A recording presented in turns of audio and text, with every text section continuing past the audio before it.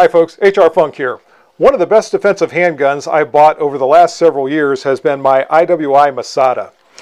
And the thing that I like about IWI firearms is they are no frills, all business firearms. They are not intended really to win matches. They are intended to keep you alive when you're in a deadly situation. And I think the Masada pistol is pretty much the epitome of that. So when there was a new version of the Masada that came out in a more compact format, I was very interested to get my hands on one and see what I thought of it. And what I have for you here today is the IWI Masada 9S, or the Masada Slim. This is a compact, lightweight version of the Masada, and we're going to take a close-up look at it here in the shop. And I'll start the up-close look at the Masada Slim with a quick unboxing. Before I take the handgun out of the box, I wanted to mention the box itself, which, as you can see, is pretty much a plain old cardboard box. And personally, I kind of like that, because for me, once I take the handgun out of the box, this box is going to go into a closet, and it's a pretty rare day that I ever pull the boxes back out again and do anything with them. And some of the manufacturers have the large, elaborate cases that have all sorts of accessories and tools and one thing and another inside. And for someone that has maybe one handgun or just a couple of handguns, and they're going to use the case for storage of the handgun and the tools and what have you, and transportation of those items, those big elaborate cases are nice, but for me, they just take up more room in my closet, and they also increase the cost of the handgun just a little bit. So with the Masada, I get the inexpensive plain cardboard box. It keeps the price down, and it takes up less room in my closet. And upon opening the box, we can see that the Masada Slim comes with some paperwork, not surprisingly. What is somewhat surprising, though, is this is the second handgun that I've had recently here on the channel that does not come with an owner's manual. Instead, you can see this card inside the plastic bag has 2 QR codes, and this one takes you to the owner's manual, which is online. And when I first encountered that a while back, I wasn't sure I was going to like that, but I ended up kind of liking it. It makes a quick reference. I don't have to pull the box out if I need to see the owner's manual. I can pull it up on my phone or what have you. So that's not necessarily all bad, having the owner's manual online. Also inside the box is the dreaded lock, which I can barely get out of there, a Torx wrench, and a couple of screws for the optic mounting plate. The Masada Slim comes with 2 magazines, as you see here, so that's nice. And of course, we have the Masada Slim, aka the 9S itself. And I now have the Masada Slim on the bench next to its big brother. In general terms, the Masada Slim is a polymer frame striker-fired semi-automatic handgun chambered for the 9mm Luger cartridge. It functions on a short recoil operating system, and according to IWI, it was engineered to meet the needs of law enforcement, military personnel, and also armed citizens. Dimensionally, the Masada Slim has an overall length of 6.3 inches with a barrel length of 3.45 inches. It is 4.9 inches tall, and at its widest point, it is 1.14 inches in width. Unloaded, the Masada Slim tips the scale at just over 20 ounces. In fact, IWI rates it at 20.1 ounces for an unloaded weight. And I'll start my top-down look at the Masada Slim with the sights. As you can see, the front sight has a large, high-visibility white dot. It is dovetailed into the slide, so it can be replaced, or it can also be adjusted for windage. Similarly, the rear sight is in a dovetail, so it would also be windage adjustable. The face of the rear sight is serrated to cut down on glare, and it has a U-shaped notch to mate with the front sight for your sight picture, and there's a look at that sight picture right there. You notice the 2 holes on either side of the U-notch in the rear. I have a feeling that is because there are optional night sights available for the Masada Slim from IWI, and I suspect they just use the same sight housing, or sight body if you will, and for the optional night sights they put tritium inserts in those holes, and obviously there would be a tritium insert in the front sight. The Masada Slim does come optics ready from IWI, and we can see the cover over the rear portion of the slide here, covering up the optic cutout. This cutout is machined to accommodate sights with the RMS shield footprint. So keep that in mind if you're looking at an optic for these pistols. And I have one. I'm hopefully going to be mounting that soon to this handgun, so I'll be able to test it both with the standard sights and with the optic. The 9S features both forward and aft slide serrations, and they are large and easy to grasp for manipulating the slide. One thing that I think is curious, however, is the fact that the front serrations are continued down into the frame. And I would have preferred to have the serrations only on the slide itself, so I didn't accidentally grasp the frame and try to cycle the slide because it feels the same. I would rather have the serrations just on the slide. I have a feeling that was done to give the pistol some stylish flair, but as I said, I would have preferred to have the serrations just on the slide itself. Using a round of dummy ammo, I am going to cycle around into the chamber because I want to show you, if I can get the light to cooperate, that the Masada Slim does have a loaded chamber indicator. It's difficult to see, but it is right there on top of the extractor, this sliver of red paint. I have talked about these before, and I do not think these are very effective loaded chamber indicators. According to IWI, this is also tactile, and when there's nothing else going on, nothing to distract you, if you run your finger across that, you can feel that the extractor is slightly pushed away from the slide, indicating that there is a round loaded in the chamber. But if you have any distractions, any sort of stress or anything else, I don't think this is a very reliable system. I think if you're not sure, you should do a quick press check to make sure you have a loaded chamber, or you should make sure the chamber is not loaded if you're going to be putting the handgun away or handling it or doing any kind of maintenance or anything like that. The barrel and slide of the Masada Slim have, I believe, the exact same black oxide finish as the full-size Masada, and this handgun has been in and out of the holster many, many times. It has been fired many times. It's been subjected to a lot of handling, and I can't really see any finish wear whatsoever. So it's a very durable finish on the metal parts of both the full-size Masada and the Masada Slim. The Masada Slim has a non-ambidextrous slide stop that you see there, but it does have a reversible magazine catch.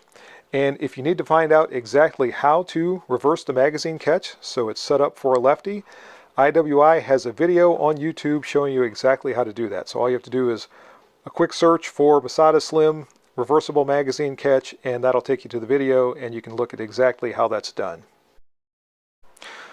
The frame of the Masada Slim is a glass-filled polymer, and again, I believe this is the exact same compound that's used in the full-size pistol. You can see that there is texturing around the circumference of the grip to include the back strap and the front strap. And the texturing is not extremely aggressive. It's not as aggressive certainly as some of the other handguns in my collection, but I've never had a problem with the full size slipping out of my hand or anything else, so I don't expect to have that type of problem with the Masada Slim either. We can also see the trigger guard is undercut at the rear to help the shooter get a good high grip on this pistol. And the trigger guard itself is very roomy to accommodate gloved hands. I already noted that there is no equipment rail on the front, so if you're someone that absolutely has to have lights, lasers, or what have you on your handgun, the Masada Slim is not going to accommodate those.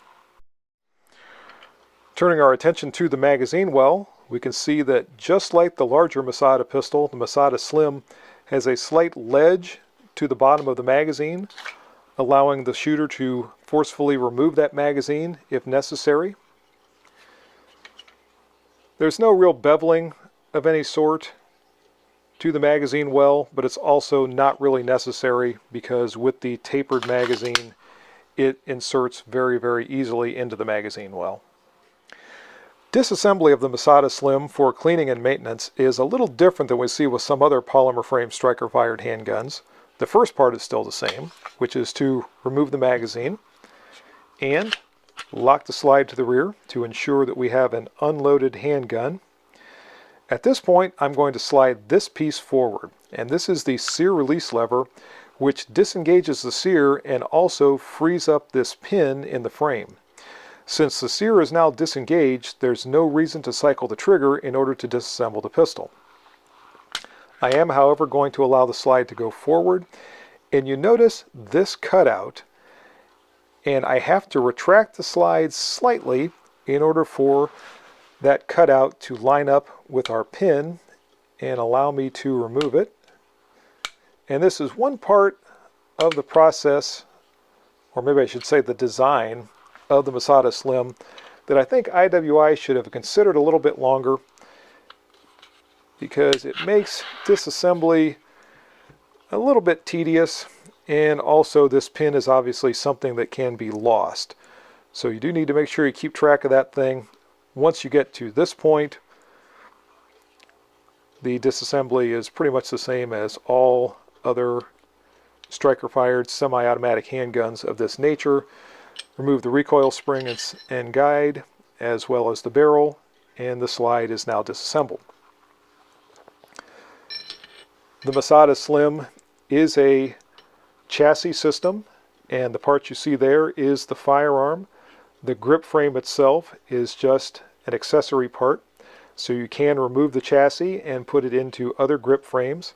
And I mentioned this during a live stream. I was curious why, when the original Masada has a similar design with a chassis system inside of grip frame, that the new pistol was not designed to accommodate the exact same chassis system.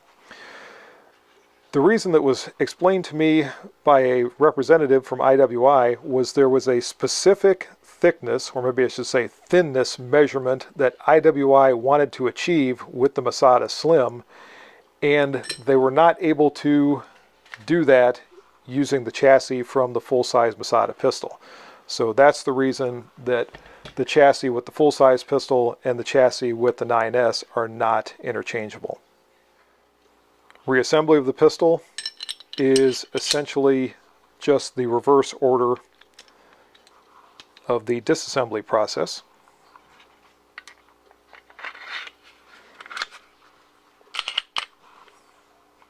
And once we get to this point, now when I put the disassembly pin back in, I need to make sure that the flat surface is pointed upward. Again, I have to retract the slide just slightly so that everything lines up. And with the pin back in its proper place, I can again lock the slide to the rear and slide the sear release lever back into its proper place. And the pistol is now reassembled and ready for use. One of the things I really like about the full-size Masada is its trigger. The trigger on this pistol is not quite like any other polymer frame striker-fired handgun I have ever encountered. It is what I would call an anti-stress trigger. It's long enough that I'm not worried about accidentally squeezing off a shot under stress that I don't intend to, but it's also short and light enough to allow me to fire fast, accurate shots. I think this is a great gunfighting trigger. And I've described it before as a short double-action revolver trigger pull. That's exactly what it feels like. And you can see it's very short by double-action revolver standards. But I really like the trigger on the full-size pistol. The trigger on the Masada Slim is different. For one thing, you can see the face of the trigger is much flatter. The drop safety sticks out a little bit farther. And it just doesn't feel quite as good as the full-size pistol. For anyone that's concerned about reset, the reset is a little long, right about there. I think it's going to be a perfectly serviceable trigger. I'm just a little disappointed because I like the trigger in the full-size pistol so much, and as I said, this one I don't like quite as much, although this is a brand new unfired handgun, so when this breaks in a little bit, I might get to the point where I like the trigger a little bit more. Now, according to IWI, the trigger on the Masada Slim is engineered to break at between 5 and about 6.6 pounds. So we'll see where the trigger breaks on this one. Actually, well under that, right at 4.5 pounds, 4 pounds, 7.9 ounces. Let's try another one.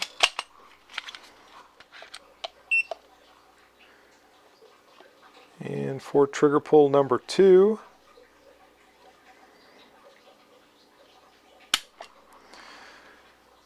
again, right at 4.5 pounds, 4 pounds, 8.7 ounces. Try one more for a 3-pull average.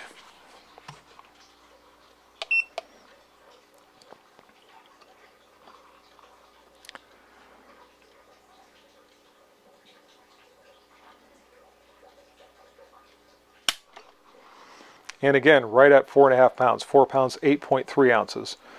So our average for those 3 pulls is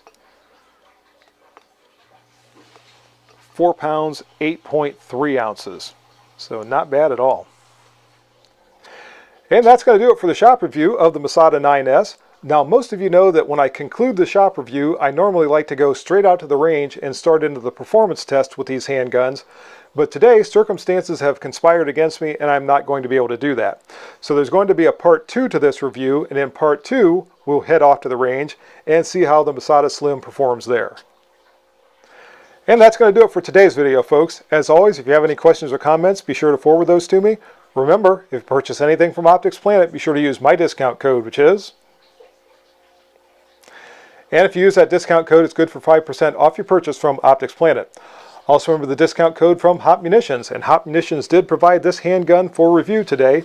If you go to Hot Munitions, you can use my discount code there, which is HRFunk10, and that'll save you 10% off your purchase from Hot Munitions. Last but not least, remember the Target sponsor. If you go to Target's online, you can check out their inventory there and see if they have anything that's going to meet your Target needs. See you next time, folks. And until then, good shooting. Bye-bye.